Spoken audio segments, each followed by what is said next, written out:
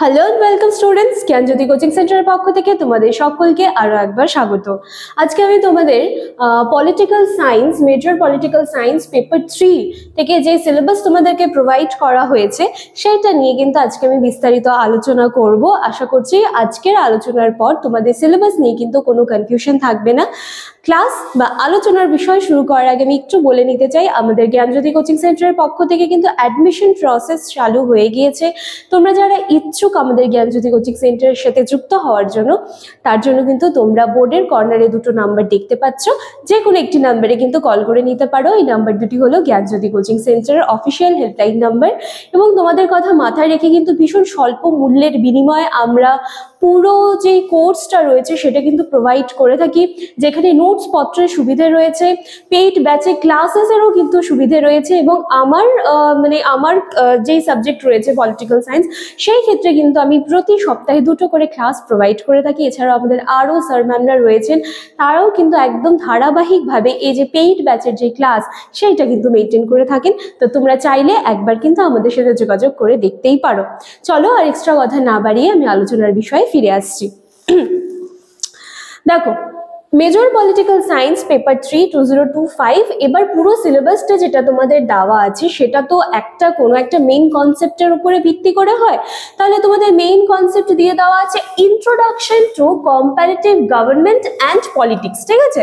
এইটা হচ্ছে তোমাদের মেইন বিষয় দিয়েছে, এবং সেটার মধ্যে থেকে ইউনিট 1, ইউনিট 2, 3, 4 এইভাবে কিন্তু দেওয়া আছে, ঠিক আছে?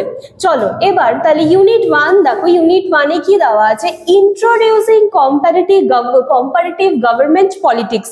এবার এই ইউনিট 1-এর মধ্যে কিন্তু ABCD করে আরো টপিকস গুলো রয়েছে, যেইগুলো কিন্তু আমি লিখিনি, কিন্তু সেগুলো আমি বাংলায় প্রতিটা তোমাদের আলোচনা করে দেবো। প্রতিটা টপিক প্রবলেম কিন্তু কোনোটাই হবে না। তো চলো, ইউনিট 1 যেটা আছে তোমাদের তুলনামূলক সরকার ও রাজনীতির পরিচয়, এই যেটা দেওয়া আছে ইন্ট্রোডিউসিং কম্পারেটিভ গভর্নমেন্ট পলিটিক্স, ঠিক আছে? তো এটার মধ্যে এবার ক খ গ ঘ বলতে পারো বা ABCD করে যেটাই বলো সেইভাবেই দেওয়া আছে। তো চলো, ইউনিট 1-এর মধ্যে সবার প্রথমে তোমাদেরকে কভার করতে হবে তুলনামূলক রাজনীতি কি, ঠিক আছে? এবং এই তুলনার যে পদ্ধতি আছে সেইটা তোমাদেরকে কভার করতে হবে। তারপরে আছে লিবারেল এবং যে সমাজতান্ত্রিক রাজনৈতিক প্রকৃতি যেটা, এবং তাদের স্বতন্ত্র বৈশিষ্ট্য। এছাড়া রয়েছে বিশেষ রেফারেন্স সহ কনভেনশন, আইনের শাসন, সংসদীয় সার্বভৌমত্ব, এবং এই ক্ষেত্রে কিন্তু UK এবং USA, ঠিক আছে? এই যে এখানকার যেই তোমাদেরকে সমাজতান্ত্রিক রাজনৈতিক ব্যবস্থাগুলো বলেছে সেইগুলো কিন্তু তোমাদেরকে এবার কভার করতে হবে। আচ্ছা, এরপরে রয়েছে ক্ষমতা পৃথকীকরণ, চেক ব্যালেন্স, বিচারিক পর্যালোচনা যেটা USA, এই সমস্ত জিনিসগুলো তোমাদেরকে কমপ্লিট করতে হবে।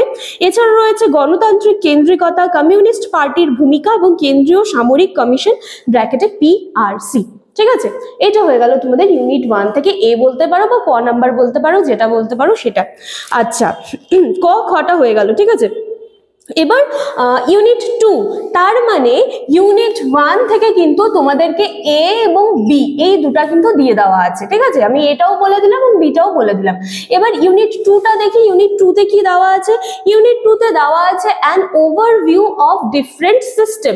মানে কি বলছে যে এই যে আলাদা আলাদা যে সিস্টেমগুলো আছে তার হচ্ছে একটা ওভারভিউ, এই সম্পর্কে তোমাদেরকে এবার হচ্ছে এই টপিকগুলো তোমাদের কভার করতে হবে। তো চলো দেখে নিই কি আছে।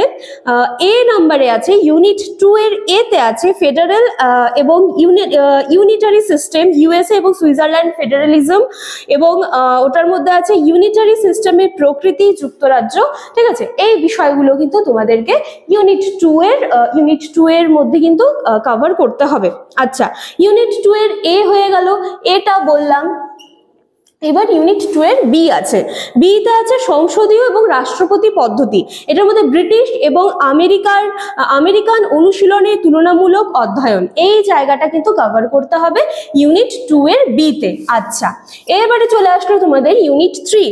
ইউনিট 3-তে কি আছে? আইনসভা এবং হচ্ছে লেজিসলেচার এবং হচ্ছে পার্টি সিস্টেম দেওয়া আছে, ঠিক আছে? তাহলে এটা কভার করতে হবে। তাহলে ইউনিট 3টা দেখে নিচ্ছি। ইউনিট 3 এর A যদি বলি, এতে কি আছে?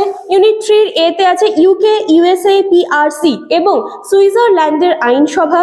এটার মধ্যে দেওয়া আছে লেজিসলেটিভ চেম্বারগুলির গঠন এবং কার্য, এনপিসি রাষ্ট্রপতির ভূমিকা, যুক্তরাষ্ট্রের দ্বিতীয় চেম্বার পিআরসি এর ভূমিকা, ঠিক আছে, এই যে বিষয়গুলো রয়েছে এইগুলো কিন্তু তোমাদেরকে ইউনিট 3 এর এ তে কভার করতে হবে। আচ্ছা, এবার ইউনিট 3 এর বি বা খ নাম্বার, সেখানে কি বলেছে, রাজনৈতিক দল যেমন হচ্ছে তোমার যুক্তরাজ্য, মার্কিন যুক্তরাষ্ট্র এবং পিআরসি, পার্টি সিস্টেম, তারপরে এই দলগুলোর বৈশিষ্ট্য, ভূমিকা, এই জায়গাগুলো কিন্তু তোমাদের ইউনিট 3 এর বি তে কিন্তু কভার করতে বলা হয়েছে। আচ্ছা, তাহলে সিটাও একটু দেখে নিচ্ছি। সি তে কি কি বলা হয়েছে দেখো, ইউনিট 3 তে কিন্তু আমরা এ বি সি পেয়েছি, এখানে এ বি দেওয়া আছে, এখানে এ বি আছে, এখানে কিন্তু তিনখানা টপিক দিয়ে দেওয়া আছে ইউনিট 3 তে। আচ্ছা, ইউনিট 3 তে 3 এর সি তে দেওয়া আছে ইউকে, ইউএসএ এবং হচ্ছে পিআরসি এর নাগরিকদের অধিকার এবং কর্তব্য, ঠিক আছে, এর একটা তুলনামূলক অধ্যয়ন করতে বলা আছে। আচ্ছা, এটা তাহলে কমপ্লিট হয়ে গেল। ইউনিট 4 লাস্ট ইউনিট তোমাদের এক্সিকিউটিভ অ্যান্ড জুডিশিয়ারি, ঠিক আছে, এই জায়গাটায় তোমাদেরকে কি করতে বলা হচ্ছে, যেটা নির্বাহী এবং বিচার বিভাগ। এইখানেও কিন্তু আমরা দেখতে পাচ্ছি যে এগুলোর মতোই কিন্তু আবার এখানে এ চলে এসেছে বা ক বলতে পারো, যেটা সেটাই। এখানে কিন্তু ইউকে, মার্কিন যুক্তরাষ্ট্র, নির্বাহী, সুইজারল্যান্ড এবং পিআরসি, এই টপিকগুলো কমপ্লিট করতে হবে।